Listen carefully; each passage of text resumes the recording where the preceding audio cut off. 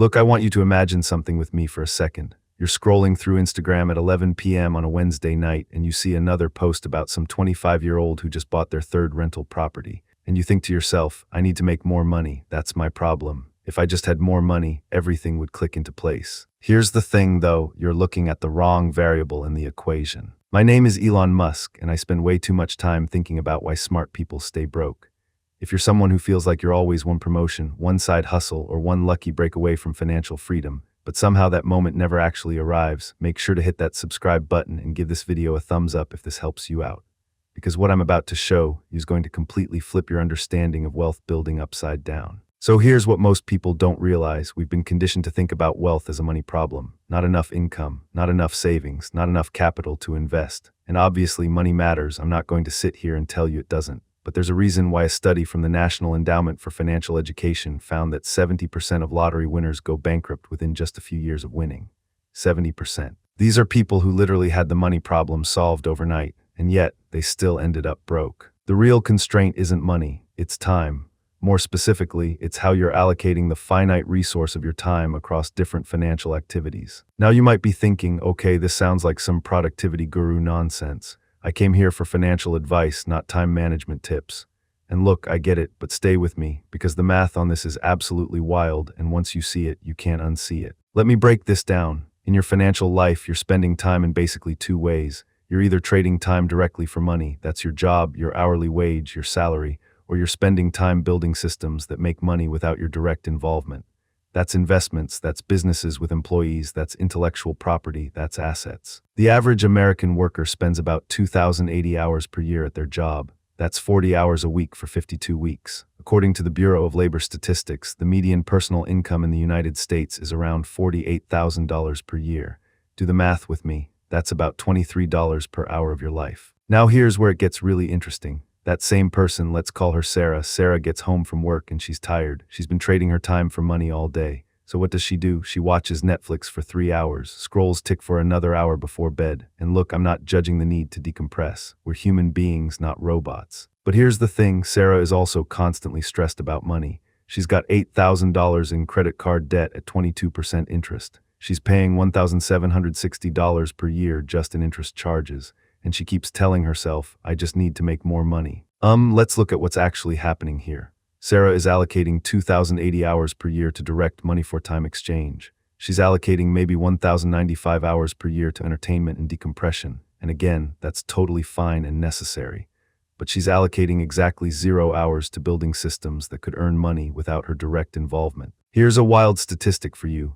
A study by the Pew Research Center found that 57% of Americans don't own any stocks at all outside of maybe a retirement account they barely understand. And according to Vanguard's 2023 participant report, the average 401k contribution rate is only 7.4% of salary. For someone making $48,000, that's $3,552 per year, or about $296 per month. Now let's say Sarah decided to spend just 3 hours per week learning about investing and personal finance.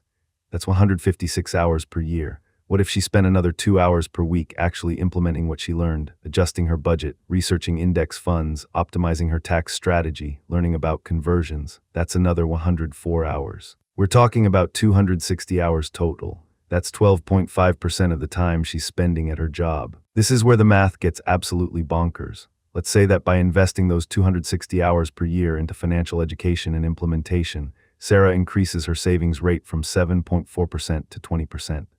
On a $48,000 salary, that's an extra $6,048 per year going into investments instead of lifestyle inflation. Now, with compound interest at a conservative 8% annual return, which is below the S&P 500's historical average of about 10%, here's what happens over 30 years. At 7.4% savings rate, $3,552 per year grows to approximately $401,000. At 20% savings rate, $9,600 per year grows to approximately $1,086,000. The difference, $685,000. For 260 hours per year of intentional time investment, that's 7,800 hours total over 30 years.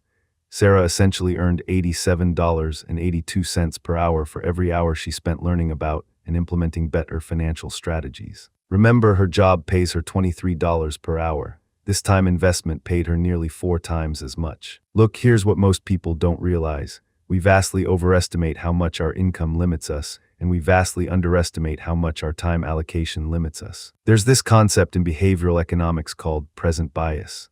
We overvalue immediate rewards and undervalue future rewards. So spending 3 hours tonight watching TV feels more rewarding than spending 3 hours tonight learning about tax-advantaged accounts, even though the future payoff of the latter is exponentially higher. A study published in the Journal of Behavioral Decision-Making found that people discount future financial rewards by an average of 25–30% per year. That means a guaranteed $1,001 a year from now feels like only $707.50 to us today. This is why we make terrible financial decisions. Our brains are literally wired to prioritize the present over the future. But here's the shift. Once you start thinking about your time as your most valuable financial asset, everything changes. You stop asking, can I afford this? And start asking, is this the best use of my time? You stop thinking, I need more money, and start thinking, I need to build better systems. Now you might be thinking, okay, but I'm genuinely too busy. I'm working 50 hours a week, I've got kids, I've got responsibilities. I don't have an extra 260 hours lying around. And look, I hear you, but let's be brutally honest about where time actually goes. According to Total Audience Report, the average American watches about 3 hours and 10 minutes of TV per day. That's 1,156 hours per year. We spend an average of 2 hours and 25 minutes per day on social media, according to data. That's another 884 hours per year. I'm not saying you need to eliminate all entertainment. What I'm saying is that if you took just 7% of your current entertainment time and reallocated it to building financial systems, you'd have those 260 hours. 7%, that's 13 minutes less of TV per day, 1 less tick-scrolling session per week. The opportunity cost of not making this shift is staggering. It's not just the $685,000 we calculated earlier. It's the compounding effect of financial stress on your health, your relationships, your career performance, your sleep quality. The American Psychological Association found that 72% of Americans report feeling stressed about money at least some of the time, and 22% report extreme financial stress. Here's the thing, rich people aren't rich because they make more money per hour. Well, some are, but that's not the full picture. They're rich because they figured out how to decouple their income from their time. Let me give you a concrete example. There's this guy, let's call him, is a software engineer making $120,000 per year. Great income, right? He's in the top 20% of earners in the United States, but he's still living paycheck to paycheck because he scaled his lifestyle to match his income.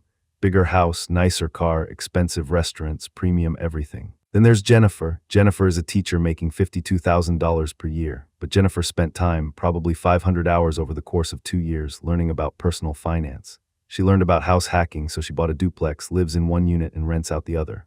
The rental income covers 70% of her mortgage. She learned about tax optimization, so she maxed out her IRA and took advantage of the saver's credit. She learned about low-cost index fund investing, so her money is growing at market rates instead of sitting in a savings account earning 0.5%. Fast forward 10 years, has a net worth of maybe $150,000, mostly equity in a house he can't really afford. Jennifer has a net worth of $380,000. Her duplex has appreciated and has significant equity, and her investment accounts have been compounding for a decade. Same economy, same tax code, wildly different outcomes. The difference wasn't income, it was time allocation. Alright, so if you're still with me, you're probably wondering, okay, I get it, time is the real constraint, so what do I actually do? Here are the 3 areas where time investment has the highest financial return. Number 1, tax optimization. This is where it gets really interesting. Most people spend 0 hours per year understanding the tax code, and it costs them thousands. According to the IRS, the average American pays about 13.5% of their income in federal income taxes. But with strategic use of retirement accounts, HSAs, tax loss harvesting, and understanding deductions, you can legally reduce that to 8–10% or even lower. On a $60,000 income, reducing your effective tax rate from 13.5% to 9% saves you $2,700 per year. If you spend 40 hours learning about and implementing tax strategies, that's $67.50 per hour.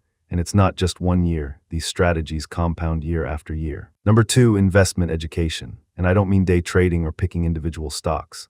I mean understanding asset allocation, the difference between index funds and actively managed funds, how expense ratios compound against you, how to rebalance, how to dollar cost average.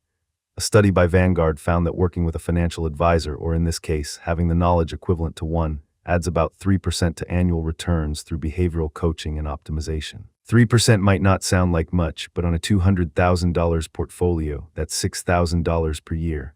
Over a lifetime of investing, we're talking hundreds of thousands of dollars. Number 3, income optimization. Notice I didn't say income increase. There's a difference. Income optimization means understanding your market value, learning to negotiate, building skills that are actually in demand, creating leverage in your career. Research from George Mason University found that people who negotiate their job offers increase their starting salary by an average of $5,000, but only 37% of people actually negotiate. If you spent 10 hours learning negotiation strategies and researching market rates, and that resulted in a $5,000 higher starting salary, that's $500 per hour. And because future raises are often percentage-based, that $5,000 compounds throughout your entire career. Over 40 years, with average 3% annual raises, that one negotiation is worth approximately $337,000 in lifetime earnings. Look, here's what I need you to understand. Most people treat their financial education as something they'll get to eventually. It's always tomorrow, next week, next year, when things calm down, when they have more time. But here's the brutal truth. You will never have more time than you have right now. Time is the one resource that only decreases. Every day, you have less of it. The average person retires at 66. If you're 30 years old, you have 36 years of earning and compounding ahead of you. If you're 40, you have 26 years. Every year you delay implementing better financial systems is a year of compounding you lose forever. You can't get it back. And here's the part that nobody wants to hear. Your employer is not going to save you. Social Security is not going to save you. The government is not going to save you. The average Social Security benefit is $1,907 per month. That's $22,884 per year. Try living on that. The only person who's going to build your financial freedom is you. And the only way to do that is by allocating time now to build systems that work for you later. All right, so let's make this practical. If you're serious about treating time as your most valuable financial asset, here's what you do. This week, audit your time for 7 days. Track every hour. You'll be shocked at where it's actually going. Most people think they're much busier than they actually are. Find 3-5 hours that you can reallocate from low-value activities to high-value financial activities. This month, pick one of the 3 areas I mentioned: tax optimization, investment education, or income optimization, and commit 12 hours to learning about it. That's just 3 hours per week. Read books, watch educational videos, not entertainment, actual education. Take notes. This isn't passive consumption. This is active learning. This quarter, implement one major change based on what you learned. Open and max out a IRA, refinance high-interest debt, negotiate a raise, start house hacking, create a tax-advantaged investment strategy, something concrete that changes your financial trajectory. This year, make financial education a non-negotiable part of your weekly routine. Block off time like it's a meeting with your future millionaire self, because that's literally what it is. Every hour you invest now is a conversation with the wealthier, more secure, less stressed version of you that exists 5, 10, 20 years from now. Here's the thing, money is renewable. You can always make more money. Your income can go up. You can get a new job. You can start a side hustle. You can inherit money. Money comes and goes. But time only goes in one direction. And once it's gone forever. The wealthiest people I've ever studied don't have some secret investment strategy that you don't have access to. They don't have some insider information. What they have is a fundamentally different relationship with time. They see time as their capital. They invest it strategically. They're ruthless about protecting it from low-value activities, and they allocate it toward building systems that generate wealth without requiring their constant presence. You have the same 168 hours per week that Elon Musk has, that Jeff has, that every billionaire has. The difference isn't the time, it's the allocation. So stop waiting for more money to show up and start investing the time you already have. Because I promise you, 5 years from now, you're going to wish you started today. And if this video changed how you think about time and money, do me a favor. Hit that subscribe button, smash the like button, and drop a comment below telling me which of the 3 areas, tax optimization, investment education, or income optimization, you're going to focus on first. I'll see you in the next one.